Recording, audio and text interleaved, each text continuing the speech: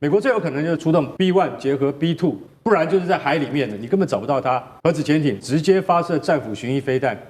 那但是我们要特别强调一下，伊朗空军可不是三脚猫啊，它有 S300，甚至有 S400，俄罗斯最精锐的防空武器。大家还记得1980年到1988年的两伊战争，伊拉克空军根本不是他对手。我的感觉啊，川普现在已经想好了计划，要发动，这几天就会进行很大程度的军事干预。而这个军事干预呢，会完全出乎大家的意料之外。观众朋友，今天节目一开始，赶快来关心在中东情势。今天我们要来特别关心到是美伊现在正式进入开战的倒数。今天特别关注到是伊朗现在也在备战美军了，包括了现在集结的，据传达到了2000万来自于巴斯基民兵在做动员。另一方面，俄中会不会也在介入，甚至或许是在观战而已呢？中东战事一触即发，今天我们会一起的来做关心。三个火线话题，今天请来宾特别帮我们做解答。第一个，我们来看到是伊朗现在教战，要打击可能最终攻击的目标就是美军的基地，而另一方面是真的已经要打起来了吗？因为美国跟澳洲已经在启动撤侨，从伊朗撤出来了。美军现在高度戒备，是否已经站在开战的门口？这是第一个问题。接下来我们来关心到是伊朗现在蓄势待发，准备了包括了2000万的巴斯基民兵，加上2000枚飞弹蓄势待发，和俄罗斯恐怕在这背后帮忙撑腰吗？伊朗有没有能力可以打击美军跟以色列呢？最后来看到的是，如果真的不幸开战了，双方开战，那么中国跟俄罗斯的角色会是什么呢？会出手相挺吗？还是冷眼旁观？今天就这些议题，我们都会一次的来做全面的解答。赶快来看到，这个是来自于伊朗的最高领袖哈米尼放话了。他在社群平台上面特别注意到，是以俄语来警告华府。他说：“你的态度已经严重的失算了。过去美国你就因为误判受挫，未来你也将会因为错误的计划导致你再度的失利。”而他这次特别使用俄语，也被专家分析说是在显示伊朗正在快速的向俄罗斯靠拢当中。另一方面，伊朗的国会议员也开始警告美国了：如果你真的敢做军事上面的干预，那么包括你在中东的基地、还有船只跟人员，都会成为我们伊朗攻击的目标。这是来自于议长的最新说法。他说会让美军遭遇永生难忘的教训，是不是真的已经进入开战倒数了呢？我们从几个迹象来特别做观察。首先来看到美国跟澳洲的领事馆已经开始做示警了，空域随时可能要关闭，所以呢紧急发布了撤侨令。另一方面，白宫现在也发布了一个动员式的一个贴文，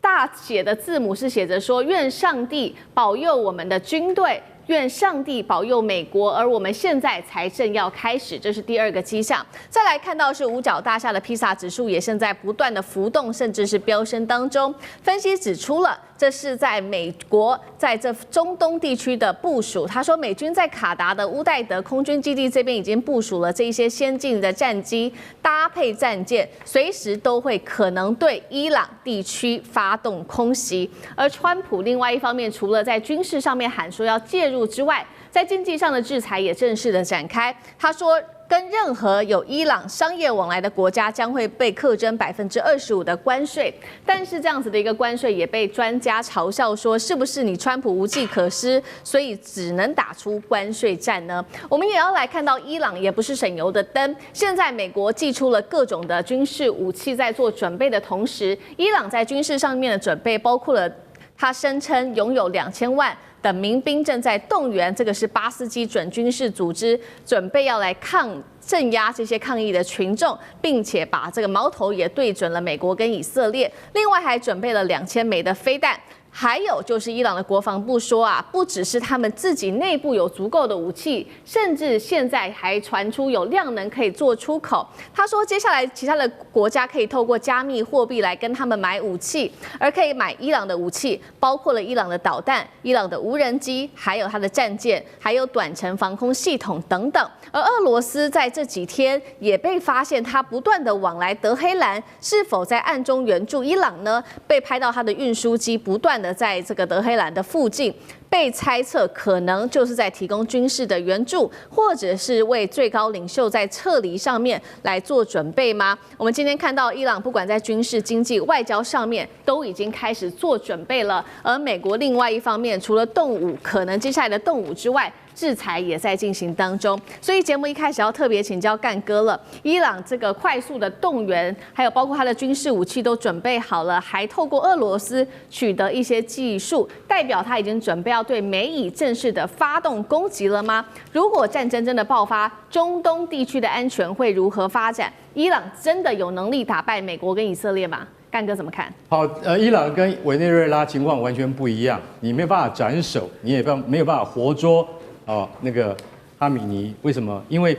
他们是一个封闭的世界，也就是说，他们是一个坦白讲，这个回教国家、伊斯兰国家，他们的那个防卫跟他们的一个保密的系统其实是蛮健全的。所以说，你如果美军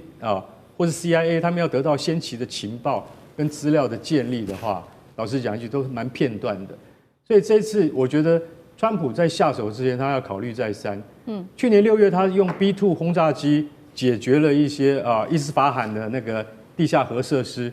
那是用空中武力做得到。但现在你遇到的是伊朗的情势动乱，它已经衍生成为全国性的暴动。根据国际人权组织的看法他们的统计数字说，可能死亡人数已经上千了。但是我们就是国际媒体没有办法进到现场去理解真实的情况，我们只听到很多周边的报道。那伊朗官方是说已经死了100多名安全部队，那你可以向上推的话，那平民死亡的应该是在这个5到6倍，所以我们认为是500-600人的平民死伤，这是可以被预估的，可以被接受的。可是如果说你美军想要直接去干预伊朗的内政的话，我觉得可能性不太大不太大。为什么？因为那个就必须是要出动正规部队才有办法做到。好，那我们现在来看，有人说美国在波斯湾、在中东当地现在没有航空母舰怎么办？不要多虑没有航空母舰，我们还有这个 B1 轰炸机跟 B2 轰炸机，再来我们还有核子潜艇。为什么呢？我们可以对针对性的目标可以发射战斧巡弋飞弹，这是美国的强项。也就是说，精准打击。什么叫精准打击？外科手术式的精准打击伊朗的神学就是说那个宗教政权的最高的指挥部，也就是说哈米尼他的住所或是他的开会的地点以及革命卫队这些将领所群聚的地点，这些资料美国全部都有。一次打击可以产生什么样的效果，端赖美国情报的准确无误与否。所以说，你既然美国在地中海上或者是在波斯湾上现在没有航空母舰，那并不代表美国就不能够出手干预，因为美国是全球的力量。所以，就算是航空母舰上面的战斗机，也没有办法飞那么远，因为从亚丁湾、波斯湾飞到伊朗境内再回来，已经1000多公里了，这是战斗机的极限。所以需要轰炸机来做。美国最有可能就是出动 B1 结合 B2 两种飞机一起来对点式的精确打击，这是最有可能的。不然就是在海里面的，你根本找不到它。核子潜艇直接发射战斧巡弋飞弹。那我们现在来看一下伊朗自己本身的防卫力量。伊朗还是跟委内瑞拉一样，它有 S-300，甚至有 S-400，俄罗斯最精锐的防空武器。那但是我们要特别强调一下，伊朗空军可不是三脚猫伊朗空军从巴勒维国王时代就非常有名。大家还记得1980年到1988年的两伊战争，伊朗空军打伊拉克空军两伊战争，那根本就是摧枯拉朽。伊拉克空军根本不是他对手。为什么？很重要的就是因为伊朗空军在40-50年前是美国人训练的，它是由美国训练的，所以现在它还保有 F-14熊猫战斗机。大家相信吗？就是我们常常看到的《捍卫战士》那部电影里面，伊朗怎么样，他都想办法保存下了 F-14熊猫战斗机的战力。虽然现在大概只剩下50架，因为当初买了80架，然后伊朗还有很多美式装备，到现在还能用 F4幽灵式战机、F5战机，现在都能够用，所以大家就想说，原来伊朗是这么强的国家，对他的空军飞行员非常优秀，他绝对不是马杜罗的那个空军完全不上来迎击就垮掉的那种空军。所以大家要知道，伊朗的空军非常强，但伊朗海军只有炮艇式的那个飞弹巡逻舰而已。那伊朗陆军的话根本不存在，为什么？因为他现在就是用了这个叫做巴斯基民兵啊，他们现在坦白讲一句，他们没有养一支陆军，因为他们都是靠民兵。那伊朗其实他真的拥有的陆军叫做革命卫队，对，啊，他革命卫队的人数不超过10万人，那所以革命卫队其实老实讲，那是一种象征性保护什叶派政权的一个兵力而已。那但是真正的实际的作战能量如何呢？其实外界不知晓，但是我们可以理解，就是说，大概这个伊朗的陆军啊，没有办法跟现代的先进国家的那个国防武力来相比较，因为他们都非常封闭，而且不跟外界交流，所以他们的资讯坦白讲一句，都是我们外界很难知道的。那所以他这次靠那个巴斯基民兵呢去镇压这场活动，听说杀害了很多无辜的人民。那这场暴乱是从2022年那个叫做艾米尼的一个22岁女学生引发到现在。讲句实在话，为了一个女学生她没有包好头巾而引发这么大的动乱，其实我觉得对于伊朗政权而言，那是得不偿失的事情。但是我认为说，川普现在已经想好了计划要发动。我的感觉啊，就是我个人的观察，这几天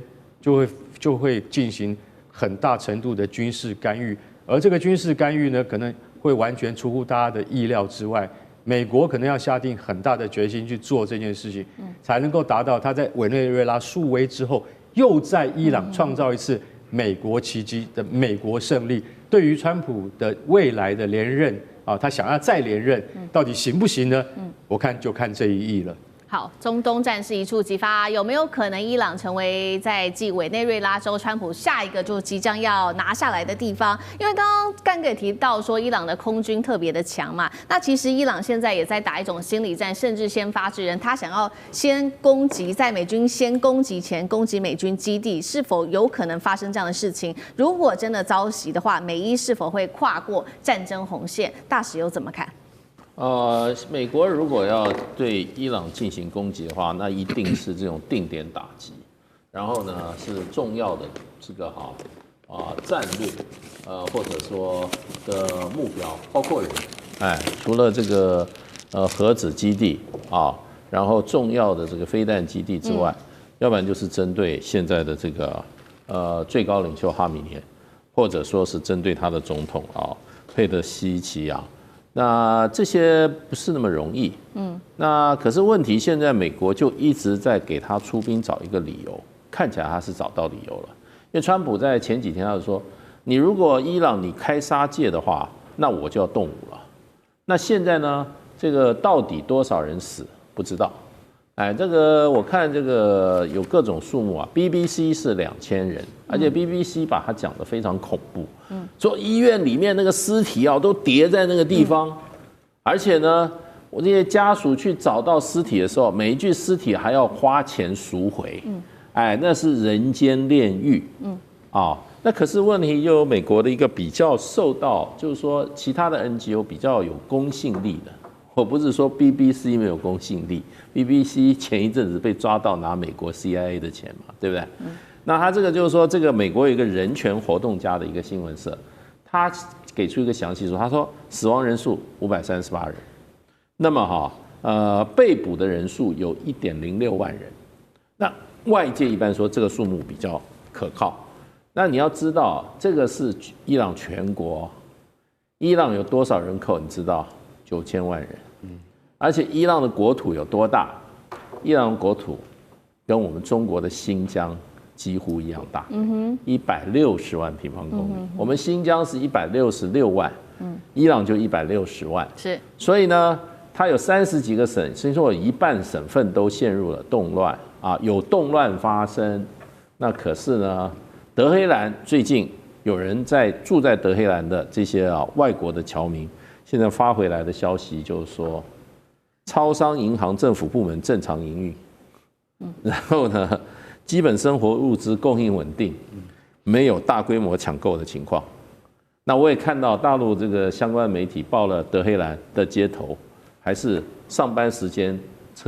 街上都是车子。所以一个国家发生动乱，你可以找到点，因为西方的媒体拍出来很多大规模的抗议啊，纵火啊、爆炸啊，对不对？然后拿这个巴勒维时期的国旗拿出来，对，然后还有这个伊朗的国民军，2个国民军把这个巴勒维的国旗在地铁车站展出来，这些在西方的媒体里面，哇，广泛疯传。可是一个问题就是说，它是不是很普遍？不过事实上，伊朗是已经到了一个危机点了，因为1月8号当天，伊朗的这个政府下了一个决定，叫断网。断网，甚至电话通讯都断了以后，看起来整个情势立刻就平稳下来了。那个时候，很多内部的这些在抗议的团体向外界反映说，请你们赶快叫马斯克打开星链计划。对。然后那个也外传星链计划的地面接收器马上运去了3到10万个，可是呢，后来又传出来说，没想到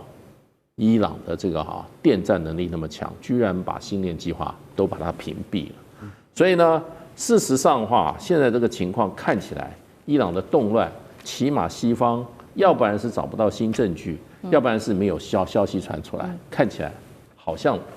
态势比较平静。不过原因是什么？因为这是一次经济引起的，它缺乏有组织的政治团体，或者宗教团体在后面做长期的支援。所以呢，只能说美国失去了一个出手的机会。那是不是还可以找到机会呢？那伊朗已经强烈反映说，你打我就反击。对。那现在就看川普打不打。是好，如果说川普接下来真的打的话，那接下来中国大陆跟俄罗斯他的角色又是什么？会支援吗？还是袖手旁观？那上这个又怎么看？我讲这次其实之前的动乱当中也查出说有一些枪支火药。那这个部分在伊朗那么严格管制枪支的环境，还有宗教教义的地方，无疑的一定是外来力量，那么也开始要介入，想要浑水摸鱼哦。如刚刚大使前面所讲的，这可能当然也是前阵子美国或川普表达他要对伊朗动武，如果不是内部动乱的话，单就先前以色列跟伊朗之间、跟美国之间的这个军事性的部分东西，其实恐怕不见得是有很好的机会。所以我们看，其实这次确实在伊朗历来说是一个巨大的空前危机哦。那到底能不能怎样？到底会不会整个伊朗崩解？当然，在欧美的媒体里头都在看谁，哇，你要崩解掉了。但是现在看起来，伊朗还是有透过刚刚前面所提到的这些技术性，因为所有的这些的混乱都是扩散。所以，当你网络真的一断了之后，你根本就不知道别人在干嘛，你连自己的同路人你可能都没有办法联系上，所以这确实是釜底抽薪的这一招。不过，我们还是看到说，这个东西你说能够解决吗？我不认为，因为要知道这次的动乱它太深沉了。它是从民生最核心的东西，因为被制裁太多年了，伊朗的社会里头，它的货币贬值到难以想象，所有的东西贵得离谱。他们现在讲说，普遍来讲，一般吃肉的部分，从每个礼拜可以吃2次到每个月吃2次。那所以这里头包括它的货币的一直改变，所以这种民生核心的崩解，这个东西如果没有处理，现在只是暂时的止缓而已，它并不会就平静了。因为要知道，这一次还包括伊朗整个产业的坍塌，因为你的石油各方面的出口都没有办法卖钱，因为被制裁了，不止石油都被制裁了，所以产业其实是这一次企业界是最早出来上街头抗议的，然后民众各方面加入，后来甚至连政府的工作人员也都加入。所以这个东西我们看到，伊朗其实在先前经历以色列战争，按照道理，民族主义会让大家摒弃里面的问题，不是吗？但你会发现这一次竟然没有哦，而且穆斯林的这个宗教性的控制或者这种把持，其实这一次也坍塌了。所以我觉得现在只能说暂缓，但这种核心的问题没有解决好。中国、俄罗斯呢，它当然不可能袖手旁观，但是它能做什么做的有限。因为中俄对于对先前对以色列的部分支持，它就是大国的支持，政治、军事、经贸的支持，碰不到民生问题啊。相较于过去美国来说，美国就是跟伊朗敌对，它的情报战，它就是深入基层、民间、学生、企业各方面，在里头煽动，那川普现在虽然没有像过去美国之音已经被停掉了，没有办法接申论，可是伊朗已经是自己内部到这样子的地步，所以中国跟俄罗斯这次会感受到，如同委内瑞拉一样，大国友好的合作，通常友好的关系，情报战。做的就不会像美国敌对的关系情报战做的这么细密，所以支持的程度对于民生社会，中国俄罗斯就碰不到，碰不下去。所以这个部分，我觉得这一次伊朗跟委内瑞拉会对于中国跟俄罗斯整个它的联盟关系，包括情报的核心，我认为一定会重建。好，观众朋友，今天节目一开始，赶快来关心，因为现在呢，中东战事看起来真的是一触即发了。川普现在喊可能会来进行开战，正式进入倒数。伊朗方面也非常强势，现在说，据传媒体报道，号召了1000万民兵之外，还手握这一种高超音速的武器，希望能够来做反制。如果再加上中俄的战力的话，他们会不会一起出手，还是会袖手旁观呢？中俄伊是否会一起来？集体对抗美以，今天就这些议题，我们会一起的来做关心。好，今天3个开场火线话题，我们请来宾特别帮我们做解答。首先，川普已经点名了，他会做军事的介入，而且他说已经准备好了。那么另一方面，我们可以看到伊朗的街头现在因为示威暴动，所以造成了非常多人伤亡。美国已经喊话会对伊朗开战，难道进行正式的倒数了吗？第二件事情的是，伊朗号召现在传出1000万的民兵要展开全面的军事化镇压，针对这一些抗议人士，并且他手上握有非常多的武器，不管是有关于飞弹，或者是这些高超音速武器，还有无人机等等，能不能对以色列跟美国造成严重的威胁？今天就军事武器面，我们也会做一个比较深入的讨论，最后也会来关心在中俄这一场战役上面会怎么样选边站呢？今天这些议题都会一起来做讨论。好，赶快来看到这是最新消息哦，因为是不是逼近了中东的战争临界点？川普现在最新呛虾，他说会祭出前所未有的一个打击，不排除甚至是军事介入，在伊朗采取强硬手段来这一些持续的镇压援助抗议的民众。目前看起来，美国方面最可能会采用的手段就是用空袭的方式来进行攻击。川普10日在社群最新发文说，美国已经准备好了，会来提供协助。刚刚提到了伊朗的态度也非常的强硬，我们看看伊朗说什么。他说，一旦美国真的介入的话，会立刻的对以色列跟美国的基地展开一个报复性的攻击。我们看到现在其实德黑兰的内部也开始动员了，有一个说法是不是要进行内战的模式呢？伊朗的这个政府他已经号召了民兵做起义，目的是要镇压现在在各地展开的这种反美反以的示威民众。那么官方现在资料显示，伊朗境内的民兵人数已经超过了1120万人，是相当多的。会不会真的展开全面的军事化行动呢？这个都会值得观察。另外一方面，现在看起来伊朗它在加速盘点它的军事武器来进行战争吗？包括了飞弹跟无人机在做随时的待命。其实美国的国防部跟华府智库多名军事专家就已经盘点并且分析过有关于伊朗在飞弹跟无人机方面的战力，他们是这样说的：说伊朗拥有中东规模最大、种类最齐全的弹道飞弹库，甚至具备这一些洲际飞弹的潜力，并且可以透过像是一些法塔赫凯巴尔甚至尼什等型号，对区域就可以造成非常严重的威胁。今天我们制作单位也特别整理出了有关于伊朗它这些飞弹有哪一些战力是非常强的呢？比较有名的包括了这个法塔赫高超音速飞弹，曾经它突破以色列的铁穹，那么技术协同也被指说跟中国大陆是高度相关的。另外就是尼什系列了，它的射程约落在2500公里，现在正在研发的是可以射程涵盖到4000公里左右的。再来看到是伊朗的主力中程飞弹，就是流星等等，这一系列的这个飞弹武器都是美国跟以色列现在比较担心的部分。这背后有谁在做技术的支援呢？现在也直指是否有中国大陆的帮忙。来看到是中国撑腰有关于伊朗的武器被美国报道说多次的运送了飞弹的推进剂关键原料高氯酸钠给伊朗。这个数量是足以让伊朗生产大约500枚的中程弹道飞弹的。纽约时报也报道说，伊朗目前手上握有数百到2000枚射程可直接威胁以色列的飞弹。所以节目一开始要来特别请教杨老师怎么看了？川普已经点名要空袭，甚至放话说他准备好了，代表美国对伊朗现在是要开战倒数了吗？刚刚讲到伊朗有这么多的武器，不管是他的民兵1000万民兵，或者是他的飞弹、无人机、高超音速武器，能够对美以造成实质的威胁吗？老师怎么看？先看伊朗内部的这个暴动哈，它刚开始的时候是经济因素，那物价、通膨，然后市场的整个混乱，当然也就结合了就是数十年来他们可能对于伊朗的哈梅尼政府，尤其是革命卫队。掌控政治、经济跟军事实力，但是呢，贪污的传言不断，那连续的在就是政治上做这个操纵。伊朗相对的，其实在中东的穆斯林国家是有选举的，是民主的，那有选举制度，连他的总统都算是有意义的选举。所以这一次伊朗内部的这个暴动，现在看起来从经济上的暴动已经走向政治上的动乱。那会不会进一步变成国内的革命暴动？那我们现在在观察。不过官方的反应现在似乎是从军事到革命卫队，甚至要组织民兵，要开始在做镇压。我必须要讲，伊朗的这次暴动在时间点上，那对美国媒体、对川普政府，那真的是捡到枪，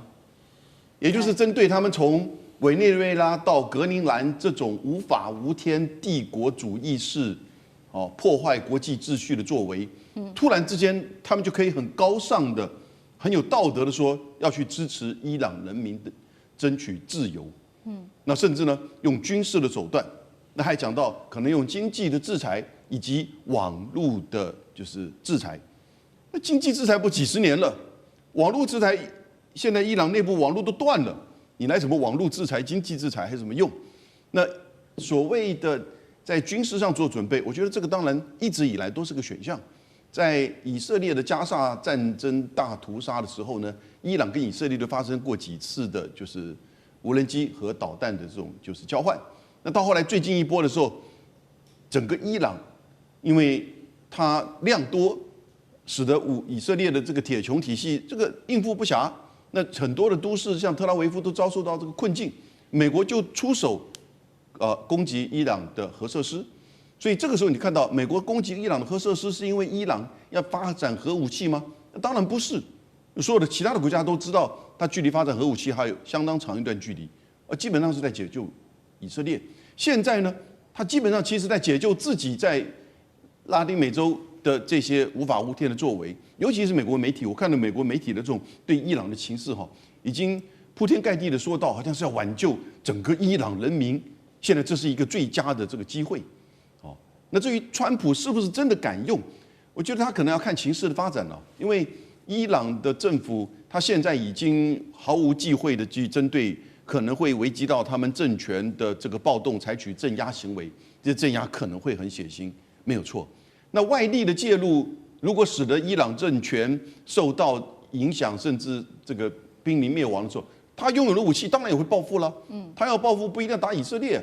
以美国在伊朗周遭就是波斯湾附近的空军基地，当然还有很多了，基地还有很多，所以这些报复有没有用那是另外一回事，但他会报复，所以美国也会去评估说，他如果真的去针对伊朗采取任何的军事攻击，这个跟打那个格陵兰或者是委内瑞拉完全不一样的，也没有什么。太大的 CIA 的这种渗透这个能力，不过呢，它当然可以把持续就是伊朗内部的动乱继续的就是恶化。那会不会因此能够帮到伊朗的暴动去改变政府？我们也不知道。而伊朗如果真的暴动持续，政府更替的话，那下一步伊朗会走到哪里也很难讲。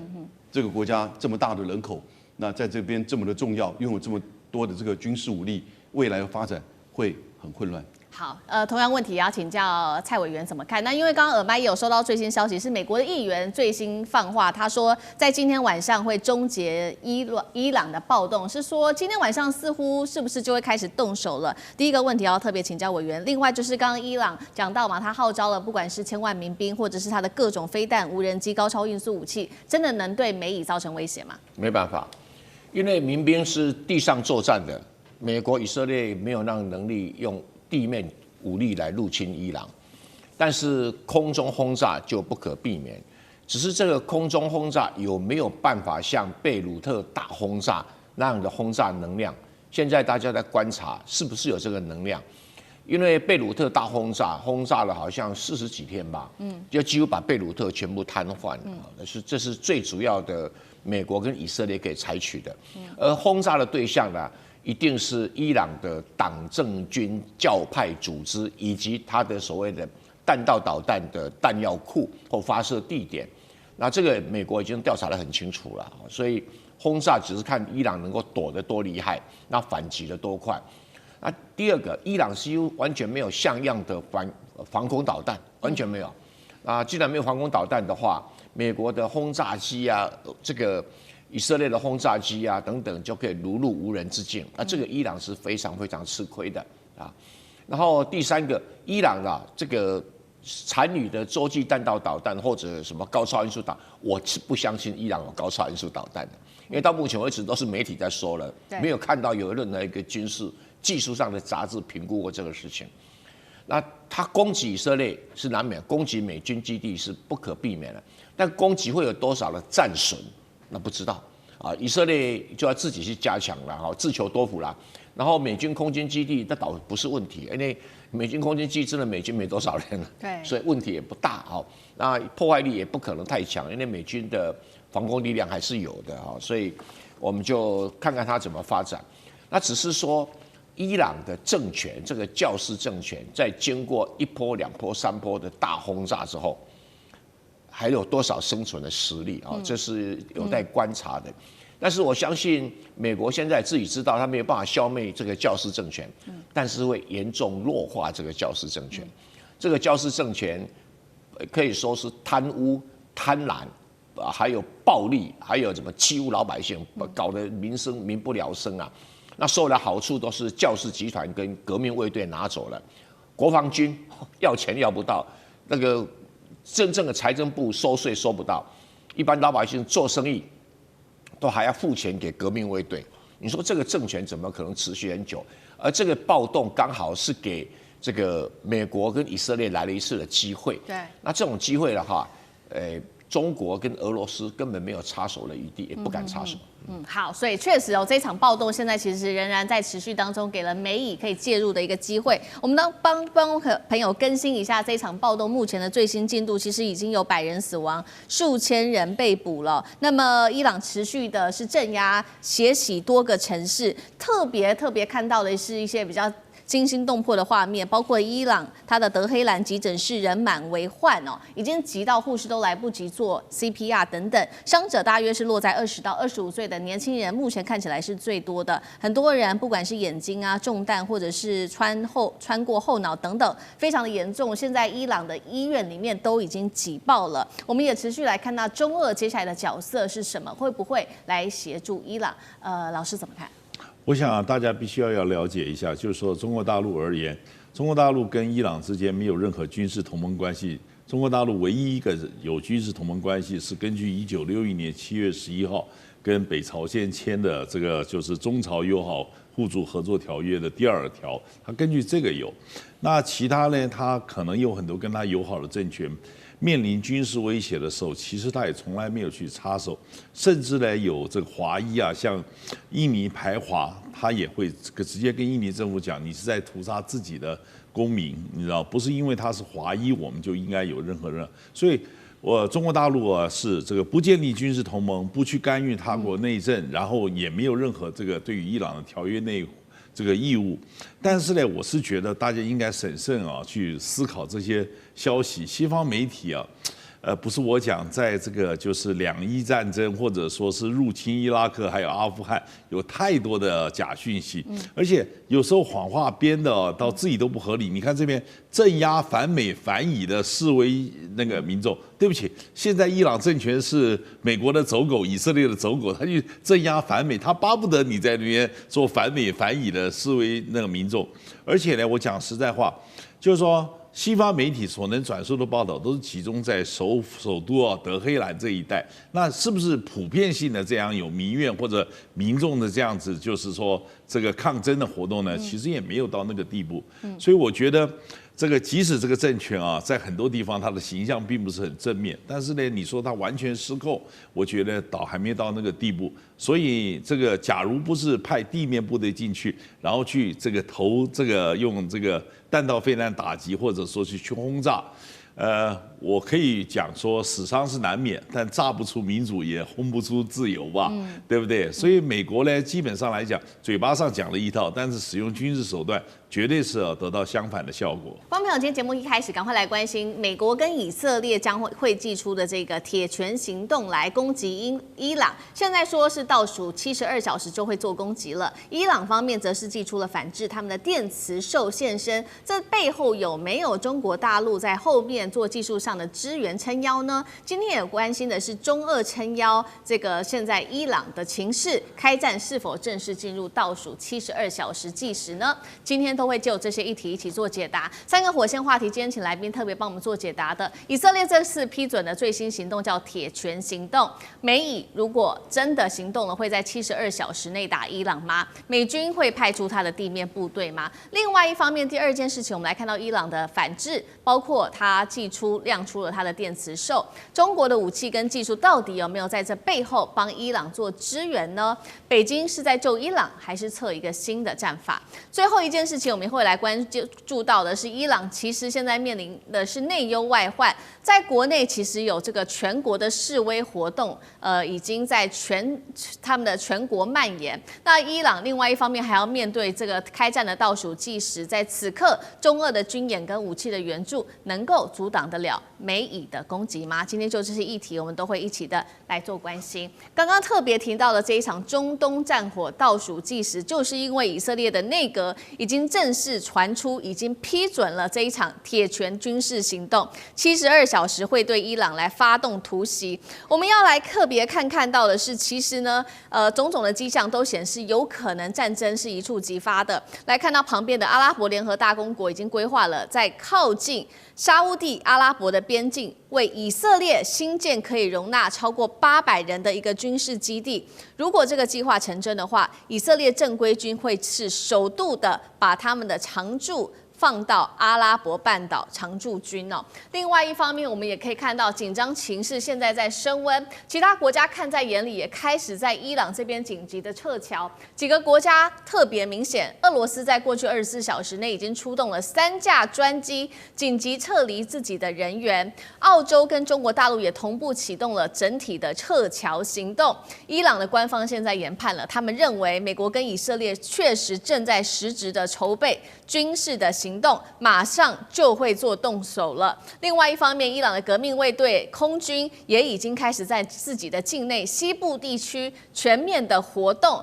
为的他们已经讲得很清楚了，除了对抗自己民众示威之外，对外还有这种外部势力的干扰，他们都想要来做镇压。那么伊朗也祭出了相关的反制哦，以色列祭出了这个铁拳计划，伊朗则是秘密研发它的电磁兽系统。现在呢，这个电磁兽已经正式的进入战略服役了，目的是要瘫痪对方的通讯、无人机跟精准打击能力的一种反杀的杀器。好，节目一开始要特别请教厉将军怎么看了。先是以色列批准的这一场铁拳行动，72小时真的开战倒数了吗？这会是斩首，还是一场全面的战争？地面部队，美国的部分会马上进来吗？伊朗则是有亮出它的电磁兽做反制，能够瘫痪美以的空优，再加上无人机吗？背后中国的角色又是什么？厉将军怎么看？我认为说美国跟以色列这场仗一定是如这个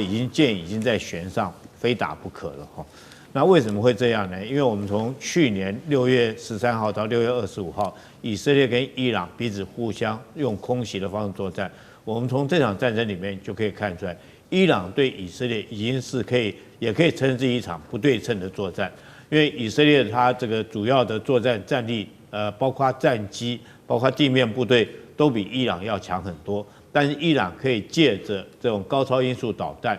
可以打垮以色列，这是不争的事实。那对以色列来讲的话，这是危急存亡之秋，尤其他国家没有任何的战略纵深。那如果说是当以色列强大，或者是它的导弹弹药库数量多到可以再一次对以色列发动攻击，那我觉得以色列将会遭遇到灭国之灾。在这种状况下，从历次的以阿战争5次的以阿战争，我们都看得到，以色列一直是采取一种策略，就是先下手为强。所以这次我相信他还是会先下手为强。那现在我觉得这场战争已经展开了哈，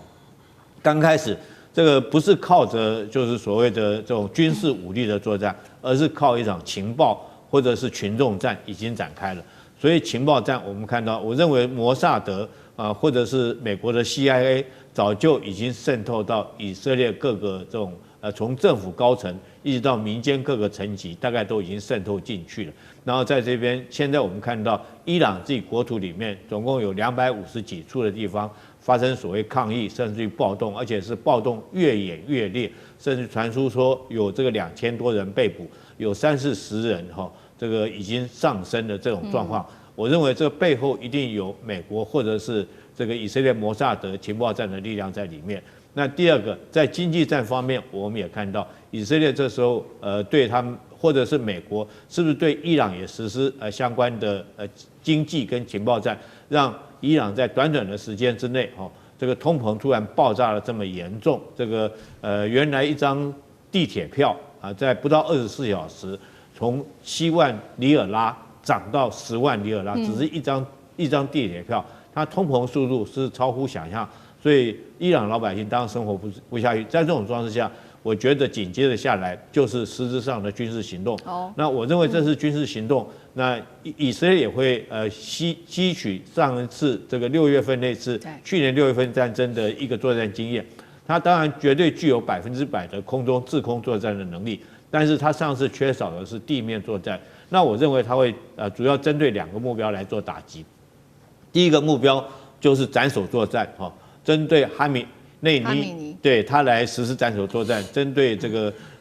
伊朗的这种精神领袖、最高精神领袖来实施斩首作战。那第二个要打击目标，也就是他最担心的核子武器来做打击目标。所以我认为这次除了说是之前延续制空作战的优势之外，另外也有可能采取地面的行动，但是这个地面行动应该不会是采取全面入侵，因为伊朗国土面积非常广大，那你全面入侵你要用的兵力是非常的庞大，那美国大概也不愿意再做重蹈阿富汗的覆辙，所以我认为他会采取的是这个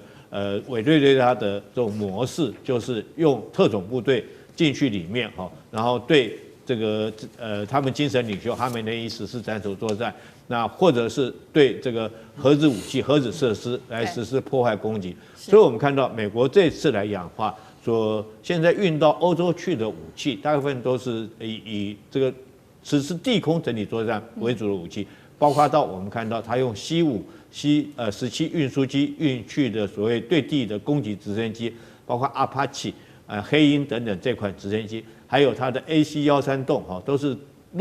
空对地实施直接支援打击的这种武器。那如果再搭配它的三角洲特种部队，我认为对于他们所谓的核设施来实施直接攻击破坏、物理性的破坏，还有对它的哈梅内伊实施斩首作战的可能性是非常高。那目前看起来，伊朗在这方面虽然说他们的这种总司令也放话出来说一定会坚强抵抗到底，可是我们要有待观察。我觉得在民心已经失去的状况之下，伊朗到底还有多大的一个抵抗的持续力？我觉得跟去年6月份是不太一样的。那你想要只靠一个软性的电池作战，就想要瘫痪掉美国跟以色列，大家不要忘记了，美国跟以色列来讲的话，在科技作战、在电子作战，它的作战能力绝对不会比你伊朗还要差。那你国家已经穷了那么久，那我觉得说，你这个伊朗的抵抗哈，可能这个实质效果不大。反而是后续来讲，我们看看中国跟俄罗斯会怎么样出手到什么程度来帮伊朗，这倒是后续值得必须要观察的一件事情。好，厉将军特别帮我们整理，可以看到现在战事一触即发，现在说倒数72小时，将军特别帮我们提到，接下来美以采取的策略可能会包括了有在制空、还有地面、特种部队等等哦，做这个斩首行动，打倒哈米尼之外，包括了这个还有他们的核武设施。那另外一方面也要看看这个伊朗接下来的反制。请张将军来帮我们看他这个电磁兽的反制系统到底有没有功能啦？就是瘫痪美以的空优跟无人机，还有刚刚特别提到说，那有关于这个中国大陆跟俄罗斯又可以帮到哪一种程度？张将军怎么看？我看呢，这个以色列跟美国来动手对伊朗动手，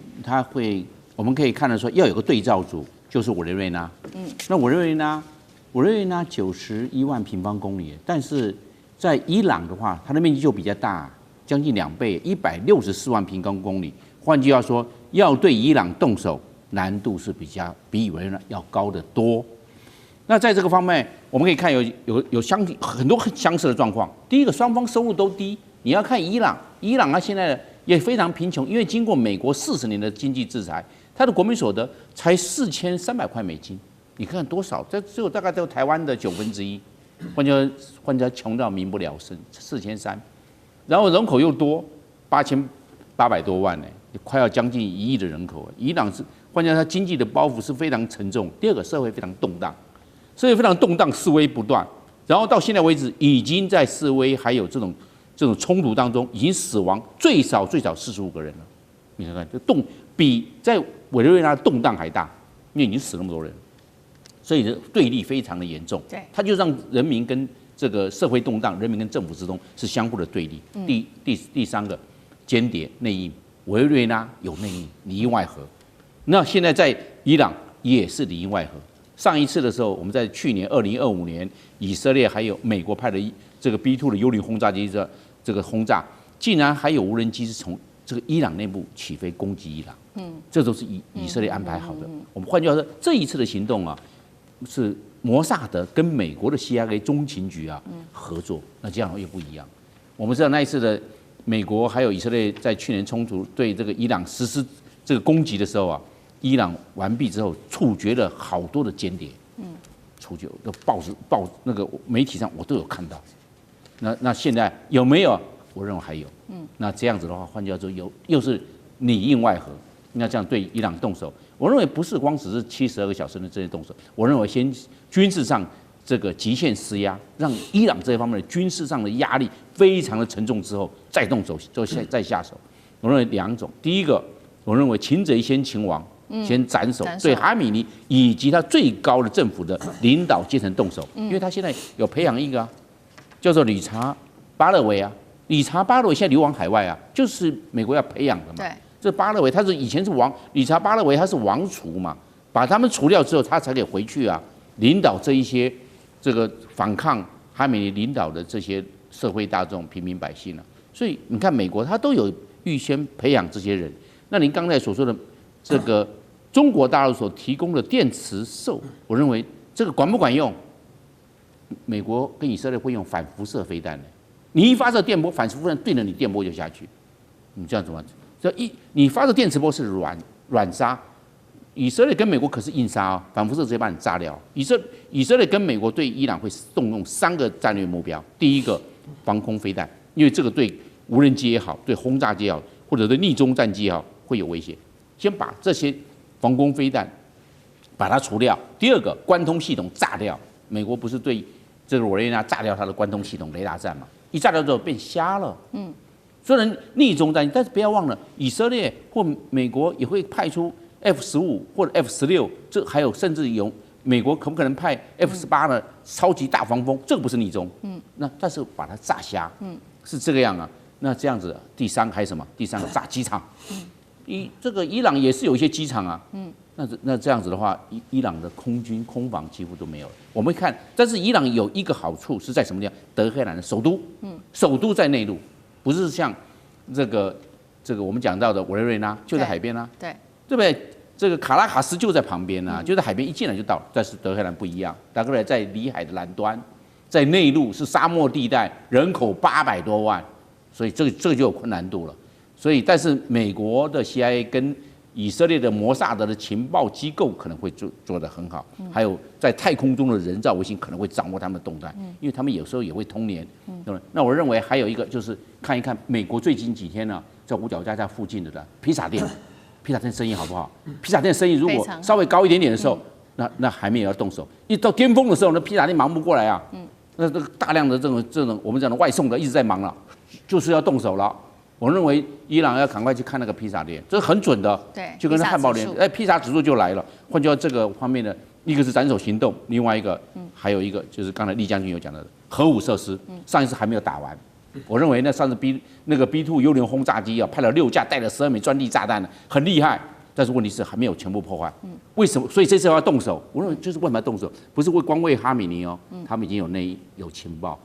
核武设施并没有破坏殆尽。这一次也要对他做动手，所以是双重斩首行动加上破坏核武，这是这一次的双重目标。好，我们看到伊朗现在面对非常非常大的军事压力，来自于美国跟以色列。那这一盘棋，其实我们看到不只是这个伊朗自己的一个角色，现在说这个外部的其他国家能不能对他有更多的支援？我们要看到2个国家，一个就是中国大陆跟俄罗斯哦，因为这个最新的消息，他们也把手伸出来了。中国大陆它的唐山号驱逐舰8号正式的抵达南非了，接下来它会参与从今天开始一直到9号到16号由大陆主导的和平意志2026的联合的海军演习。那么俄罗斯的军舰也会再加入在这当中。川普早就说了，这个金砖国家就是反美的军事轴线。更核心、更关键的事情是我们也要看到现在中国大陆针对于伊朗武器上有哪一些的进补呢？他给了他哪一些东西？画面 CG 我们再来带观众朋友快速的看过一下，数千吨的军用固体火箭燃料、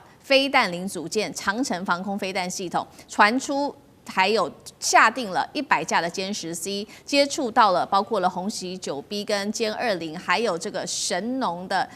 雷射系统等等。那么我们也看到这个，包括在内部，伊朗现在确实这个示威活动持续延烧，网络遭到切断，目前统计45人死亡，2000人被捕。中俄这一次在军演再加上武器的大书写，能救得了伊朗吗？中俄会做到哪一种程度，也是一个问题。委员怎么看？其实坦白讲，伊朗从上一次的美国长城的这个奔袭轰炸之后，就从来没有放弃过要把伊朗打趴这件事情。所以上一次在美国做了那一场这个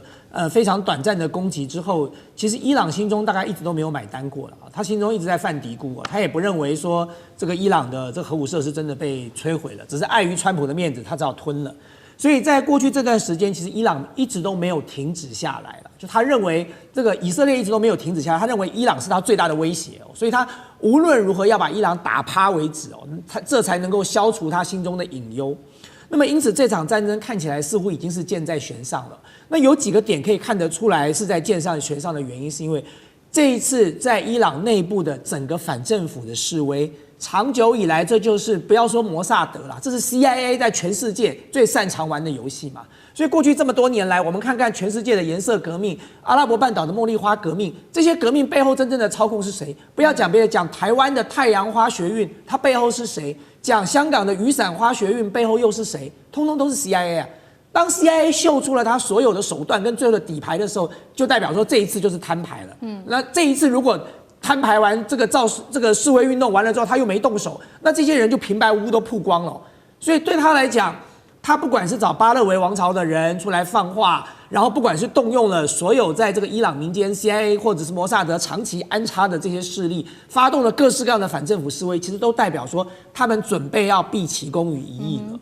那么我们刚才在讲说，你说中俄的武器能不能够扭转战局我认为有帮助但是要扭转战局不容易。不容易的原因就是大家可以看一下委内瑞拉嘛。过去在委内瑞拉时，大家都提到说委内瑞拉有多少中俄的军事装备，装备很好没有错，可是要部队的素质精良才行啊。就如果说军队的素质不够精良，战斗意志不够坚定你给他再多的武器，他都打不赢胜仗的。大家不要讲别的，光看看神学式政权是怎么在阿富汗打垮美军的。美军的装备难道不好吗？为什么去节节败退？因为政府军他的素质跟他的战斗意志的问题所以我觉得，中俄的装备是在近期才大量的进入伊朗就算伊朗的这个革命卫队，他们有战斗意志，他们素质也不错，可在这么短的时间之内要娴熟这些装备的使用，恐怕还是有一定的困难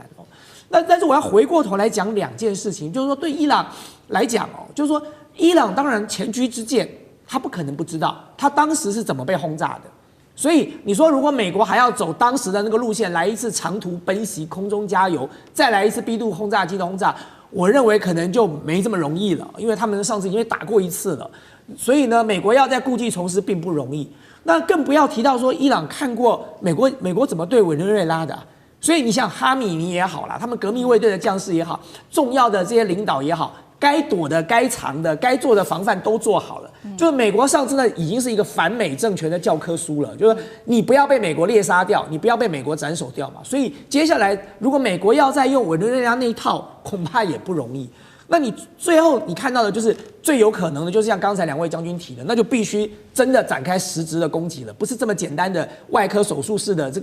个斩首就可以解决掉了。好，那就算美国跟以色列在这一单赢了，